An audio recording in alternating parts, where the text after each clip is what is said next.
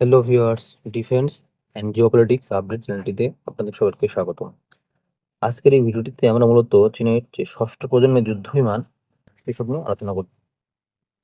চীন সম্প্রতি তাদের ষষ্ঠ প্রজন্মের যুদ্ধ বিমানকে আকাশে উড়িয়েছে, যেটা নিয়ে বলা যায় আমেরিকার ঘুম হারাম হয়ে গেছে। আজকে আমরা এই ষষ্ঠ প্রজন্মের যুদ্ধ বিমান সম্পর্কে জানব।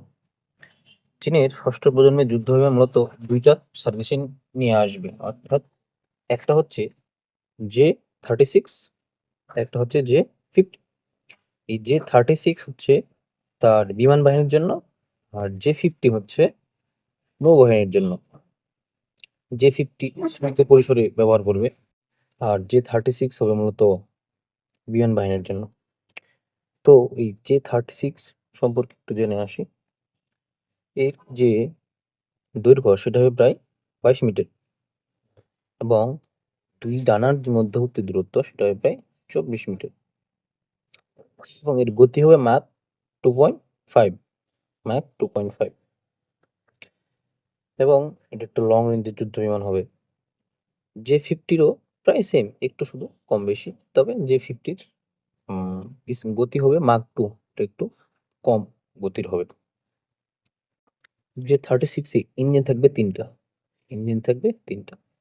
এখন এই যুদ্ধ বিমানে কোনো কানাড থাকবে না, সামনের দিকে ডানা বা কানাড থাকবে না। কানাড থাকলে কি হয়, কানাড থাকলে মূলত তার যে স্টিলথ বৈশিষ্ট্য সেটা কম বজায় থাকে আর কি।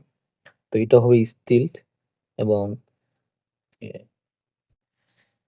এবং এটাই লং রেঞ্জের PL-15, PL-21 মিসাইল বহন করতে পারবে, এবং এটাতে আধুনিক AES রাডার, এসিভ রাডার না, AES রাডার যুক্ত বা ইনস্টল করবে। এবং এই যুদ্ধ বিমানটি সম্পর্কে আর কিছু তথ্য এখনো প্রকাশ করেনি চীন। এটি শুধুমাত্র ফ্লাই হয়েছে, এরপরে আরো রিসার্চ এন্ড ডেভেলপমেন্ট আরো সময় লাগবে। তারপর যেগুলো ভুল ত্রুটি আছে সেগুলো কাটিয়ে তারপর সার্ভিসে আসবে। ধারণা করা হয় এই চীনের এই যুদ্ধ বিমানটি 2030 সালের মধ্যে সার্ভিসে আসবে চীন। তো ব্যক্তিগতভাবে যদি একটু বলি, এটা একটা দারুণ একটা যুদ্ধ বিমান হবে, দুইটাই আর কি, J-36, J-50। J-50 যদিও শুধুমাত্র কি নৌবাহিনী ব্যবহার করবে।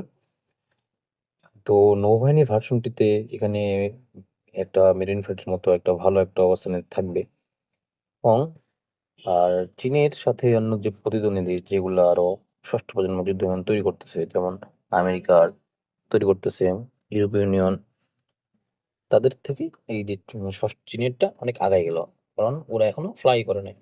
আর চীনের যুদ্ধ বিমান আকাশে উড়েছে, এখন শুধুমাত্র কয়েকটা পরীক্ষার পরে এটা সার্ভিসে আসবে আর কি। তো আমরা পরে কোনো ভিডিওতে আমরা কোন কোন দেশ ষষ্ঠ প্রজন্মের যুদ্ধ বিমান নিয়ে কাজ করতেছে সবগুলো নিয়ে জানাবো।